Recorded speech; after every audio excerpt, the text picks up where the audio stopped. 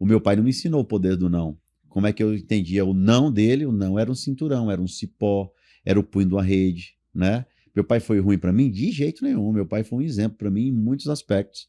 E é até hoje, que é um cara íntegro, de reputação completamente ilibata, um cara super respeitado, minha mãe da mesma forma, mas eu fui um cara que apanhei muito. Então, a forma deles demonstrar amor e educação era através do peso da mão e da pancada, né? Minha mãe tinha aquele dente quando fazia aquelas chinelinhas, meu amigo, que era madeira, o solado de madeiras fininho, sabe? Você Sim. pisava, chega, arrastava no chão. Sim. Ali, cara. Que era madeira e depois tinha uma borracha. É. Entendi. Ali, meu amigo, quando ficava só a madeira, minha mãe dava no pezinho da coxa que ela sabia que era o lugar que queimava.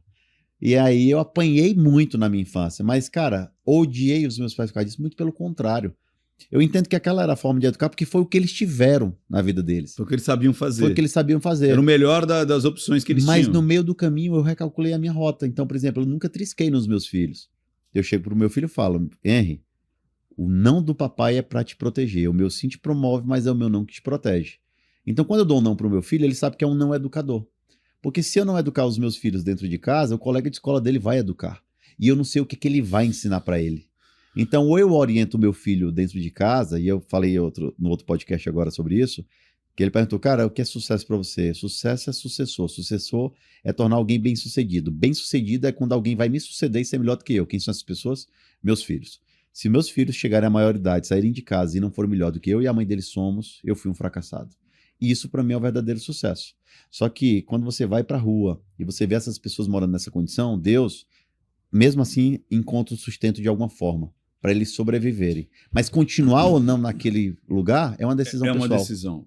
Cacá, você falou uma coisa agora que eu acho que eu nunca perguntei para ninguém. Marca aí, hein? Nunca perguntei para ninguém. Não minta para mim, né? Não minta para mim. Qual que é o maior desafio para você e para Simone? Porque vocês têm grana, vocês têm infinitas possibilidades de realizar o que vocês quiserem. Qual que é o maior desafio de filhos com pais ricos, com network, conhecimento, portas abertas, gente famosa? Qual que é o maior desafio para não estragar? Cara, eu acho que eles precisam conhecer a nossa realidade. O que é nossa realidade? A realidade não é a que a gente vive, é de onde a gente veio. Né? Toda vez que a gente quer deixar a vaidade subir um pouco na nossa cabeça, a gente volta para o lugar de origem.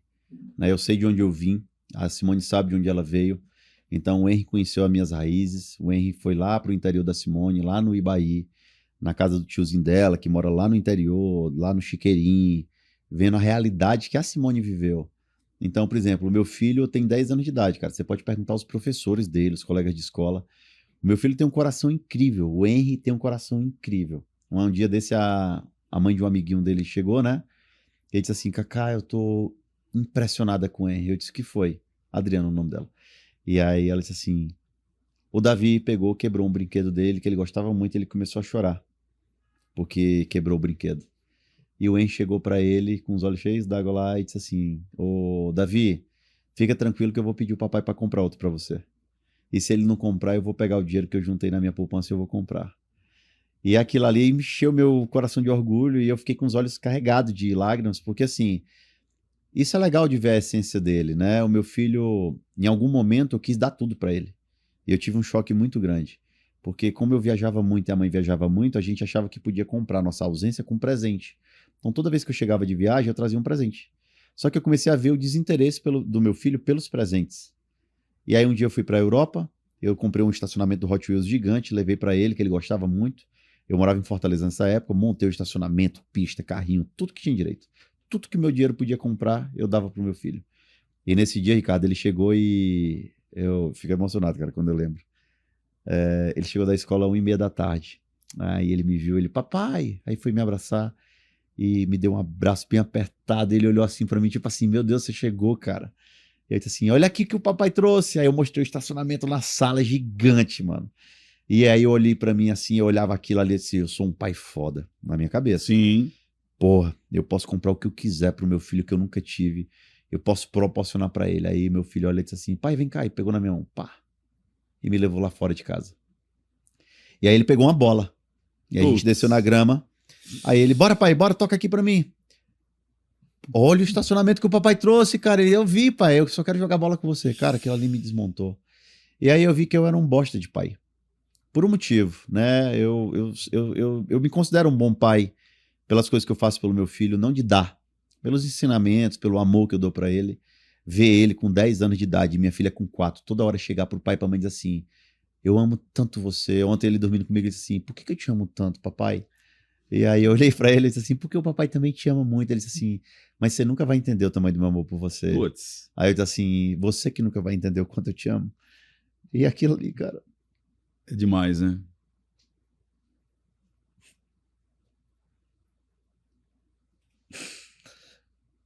Eu emociono, mano, porque Porque é visceral. é, Porque é algo que é. tipo assim, você sabe que você erra algumas coisas na vida, mas você vai entendendo que esse é o caminho, entendeu? Uhum. Esse é o caminho. E eu acho que o maior desafio é a gente colocar eles com os pezinhos no chão, né? Pra entender que assim, ó, isso aqui é só acessório, cara. Que dá para aproveitar. Eu, Assim, acho que, ó, eu acho que também, sabe esse lance de, eu vou ser uma linha dura e tal. Eu acho que não tem como você não ter essa. Aproveitar sim, o que vocês construíram, mas acho que esse é o grande desafio. Você não acha que é o acessório total. que ele existe, que tem que ser Uma coisa que a aproveitado, gente mostra muito pra eles, por mas exemplo. onde está o valor das coisas não está no Hot Wheels, está no pai e No tempo filho. de qualidade, cara. Então, assim, as pessoas hoje acham que o mal da humanidade é o telefone e a internet. Não é. O mal da humanidade é a gente não impor limite entre o telefone, a internet e as crianças hoje. Esse é o mal da humanidade. A minha filha não tá nem aí pro patati patatá, cara. Ela não tá nem aí pro mundo de bita, ela não tá nem aí Galinha pra pintadinha. galinha pintadinha, ela não tá nem aí, né, pro Bob Zoom. Ela não tá nem aí. Só que o telefone tá 24 horas disponível para ela. E se eu e a mãe dela não tivermos tempo para ela, ela vai buscar uma alternativa. Ela vai Se dar vocês não forem mais interessantes do que e vai ter um tempo que a gente vai parar de ser tão interessante para os nossos filhos, não tanto quanto antes. Porque quando o meu filho tem 10 anos e meu filho já acha uma menina bonita e ele já gosta de jogar futebol, a gente vai para nossa casa da Lagoa lá em Fortaleza, ele gosta de jogar bola na casa do vizinho, ele acha massa juntar com a turma. E assim, a gente já não vai ser mais o preferido dos nossos filhos. Então, não é o com mais tempo. preferido. Aí eu acho que aí onde também, às vezes, os pais piram, porque são núcleos diferentes, não são escalas. Sim. É na horizontalidade. Então, eu tenho meu pai e minha mãe, mas eu tenho meus amigos, Sim. eu tenho minha namoradinha. Ele tem outras preferências também, né? Ele começa... E não é a prateleira dele começa a ter outros acessórios. Cara, mas eu não. E aí o que é. Sabe onde às vezes eu vejo essa situação de controle?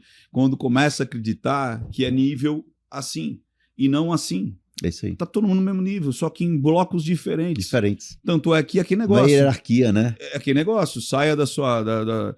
Encontra sua esposa, saia da sua parentela e cria outra. Ou seja, não é isso, é isso. Então você está no horizonte e não no vertical. E né? é nesse momento que eu vejo que essa é a importância. Por exemplo, o Henry, não porque ele tem 4 anos, não tem noção do mundo ainda, né? Mas o Henry com 10 anos, ele não tem noção que a gente tem. A gente não é de dizer assim, eu tenho isso, eu compro isso. Ele vê a casa, ele vê o avião, ele vê o carro, ele vê... Mas, por exemplo, a gente vai viajar num voo internacional. Teve vezes que lógico que a gente vai numa executiva. Mas quando não tem executiva disponível, a gente vai numa econômica. E tá tudo certo.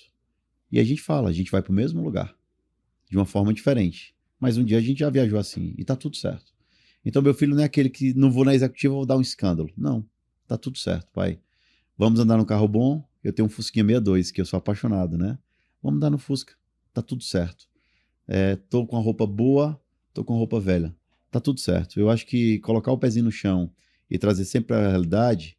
Inclusive, eles não sabem, né, o que eles têm, porque tudo que a gente faz, a gente constrói, é para eles. Eles andam na nossa casa e eu digo assim, ó, você mora na nossa casa. Mas papai paga o estudo, é sacrificoso, o estudo custa caro, papai e a mamãe tem que passar a semana fora de casa, o final de semana fora de casa.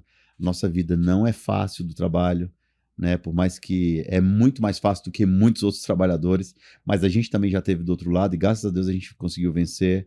Mas tudo isso custa dinheiro e custa sacrifício. Então valoriza, estuda, se forme um bom profissional, faça aquilo que você ama para você um dia poder ter uma casa igual a essa. Aquela casa é deles, mas ele não precisa saber disso agora. Claro. Ele não tem maturidade para entender e compreender o que ele tem. Então eu acho que isso deixa o pezinho dele no chão. Ele já chegou uma vez a uma roda de amigos, né? Os amigos dele olham, aí quando vê, às vezes eu já fui de Ferrari pegar ele, já fui em McLaren, já fui em vários outros carros, né? E aí os amigos olham pra ele assim, pô, o Henry é o menino mais rico da escola. E ele diz assim, ele diz, pai, tu acredita que eles acham que a gente é muito rico, ó? Eles acham que a gente tem muito dinheiro. Aí disse assim, pois é, pai, porque o papai às vezes vai, o papai nessa loucura compra um carro e vai no carro te pegar, mas nada a ver, né? Todo mundo igual. Ele disse, pois é, pai, mas eles acham, eu acho massa, mas eles acham, tipo assim, ele não tem noção, entendeu? E eu acho legal ele não ter essa noção, porque vai ter o tempo certo, quando ele tiver maduro o suficiente para compreender que o que a gente faz é por eles, mas que ele possa construir o próprio caminho dele. Ele, Azaia, não, o Henry Azaia não precisa passar pelo que eu e a mãe dele passamos. Ele vai ter os próprios desafios dele. O que eu puder... Que serão outros. O que eu puder facilitar a vida dele, eu vou facilitar. Você fala facilitar no sentido material.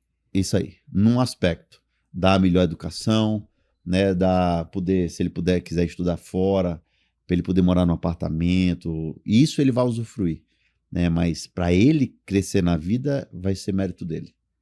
E isso ele vai precisar, se depender de mim, construir atalhos para isso, ele não vai ter. Eu não tive atalhos. E foi isso que me transformou no homem que eu sou. Ele não vai ter atalhos. Ele vai seguir o mesmo fluxo, com os próprios desafios, com os próprios obstáculos, para ele se tornar um homem de verdade. Porque assim, eu ensino um caminho para ele virar um homem. Virar um homem de verdade ou não é uma decisão dele, não é minha. Você acaba de assistir a um corte. Para você acessar o conteúdo na íntegra, o link está nas descrições. E para você não perder nenhum bate-papo, inscreva-se agora no canal.